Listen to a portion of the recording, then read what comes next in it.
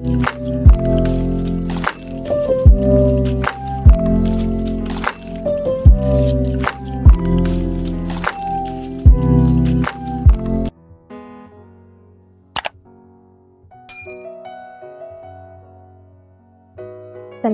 warahmatullahi wabarakatuh. Apa khabar anak semua? Saya doakan semoga semuanya sihat-sihat, insya-Allah baik-baik sahaja di rumah.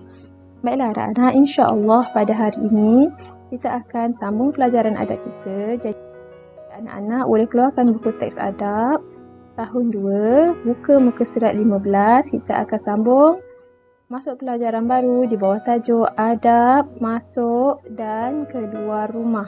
Adab masuk dan keluar rumah. Jadi, nak keluar rumah, nak masuk rumah, ada adab-adabnya. Cantik Islam ni menyusun adab-adab bagi setiap amalan dan perbuatan kita. Baiklah. Boleh buka muka surat 15. Objektif pembelajaran kita pada hari ini, di akhir pembelajaran, anak-anak akan dapat menyatakan adab masuk dan keluar rumah. Yang kedua, anak-anak dapat menyatakan faedah beradab ketika masuk dan keluar rumah. Yang ketiga, anak-anak dapat menyatakan akibat jika tidak beradab ketika masuk dan keluar rumah. Dan yang terakhir, anak-anak dapat menghafaz dan menghayati doa masuk dan keluar rumah insya-Allah. Okey, baik anak-anak. Anak-anak boleh buka muka surat 16. Kita akan lihat adab masuk dan keluar rumah. Yang pertama, ucapkan salam sebelum memasuki rumah. Mengucap salam memberi Assalamualaikum warahmatullahi wabarakatuh sebelum masuk ke rumah. Yang kedua, meminta izin untuk masuk. Minta izin dulu sebelum masuk. Izinkan saya masuk. Minta izin pada sesiapa yang ada di dalam rumah. Okey, yang ketiga, tanggalkan kasut dan susun dengan kemas. Bila kita buka kasut kita, susun elok-elok depan pintu. Jangan kita sepah-sepahkan. Sebab apa? Sebab Islam itu indah. Allah sukakan keindahan. Jadi kita dianjurkan untuk sentiasa menyusun. Untuk sentiasa kelihatan bersih dan kemas. Sampai kasut pun diminta untuk kita susun. Okey, itu antara adab-adabnya. Dan yang keempat, pastikan diri kita bersih dari kekotoran dan najis. Jadi, bila kita keluar rumah tu pakai kasut, supaya apa? Kaki kita tak kotor. Jadi, tak adalah kita masuk rumah nanti kaki kita kotor, mungkin terpijak najis, terpijak tai ayam ke, terpijak kencing kucing ke. Tak nak. Kita kena pastikan diri kita bersih dahulu sebelum masuk ke dalam rumah. Okey.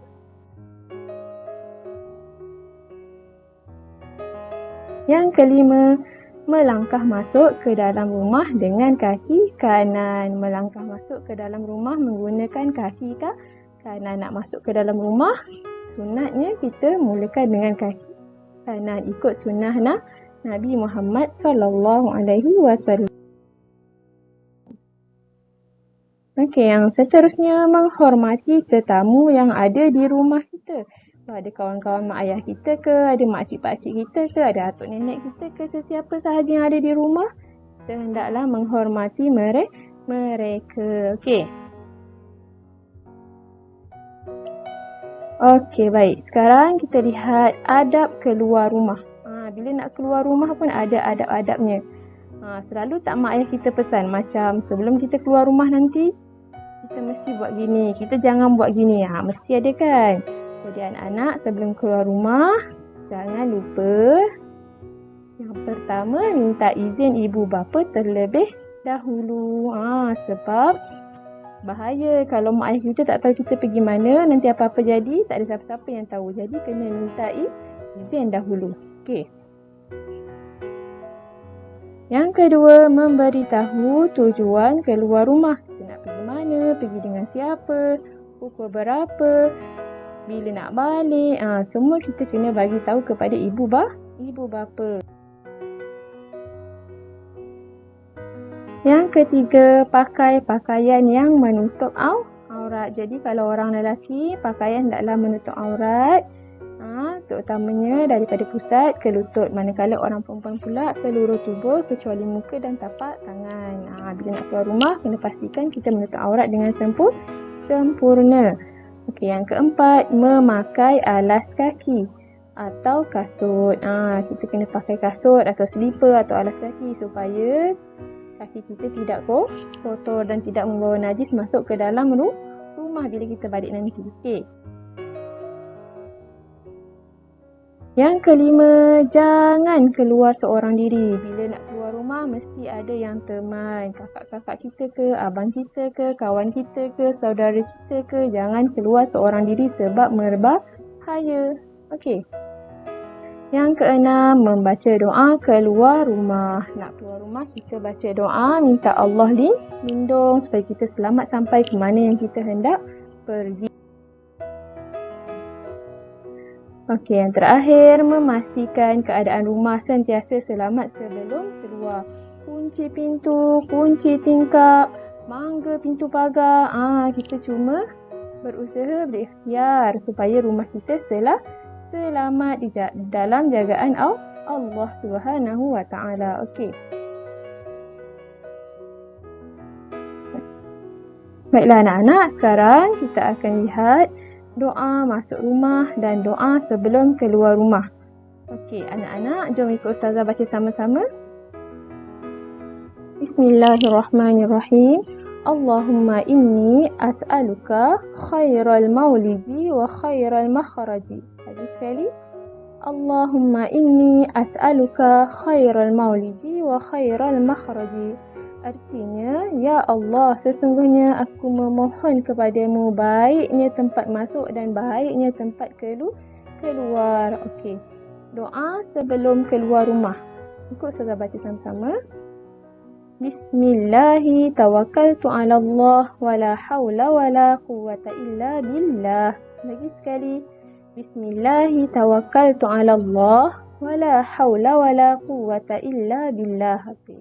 Okey, artinya dengan menyebut nama Allah, aku bertawakal kepada Allah. Tiada daya dan kekuatan kecuali atas pertolongan Allah. Kita minta berlindung dengan Allah. Apa-apa yang berlaku semuanya dengan izin Allah.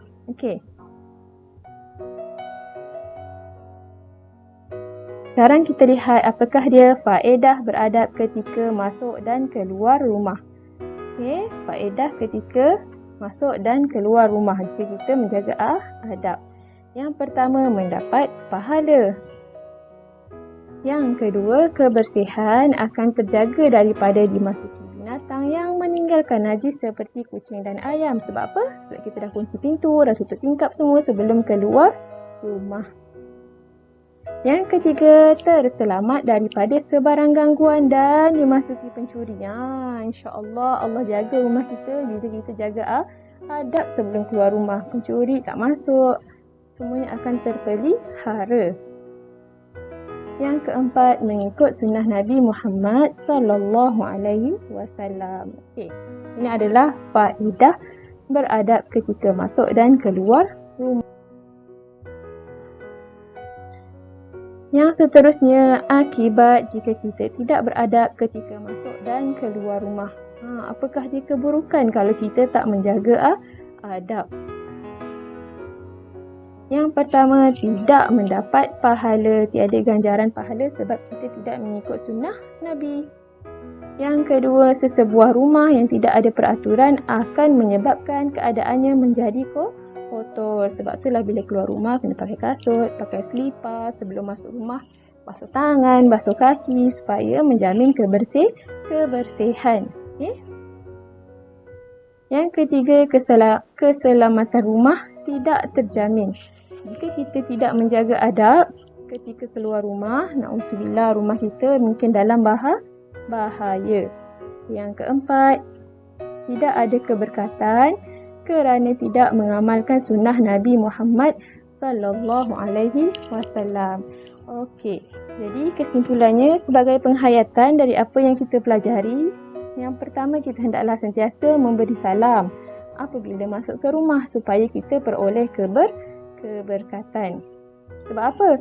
Sebab dengan salam tu kita doakan kesejahteraan dan keberkatan kita dan ahli keluarga kita juga. Assalamualaikum warahmatullahi wabarakatuh. Kesejahteraan ke atas kamu dan rahmat Allah ke atas kamu dan keberkatan ke atas kamu. Itu maksud salam.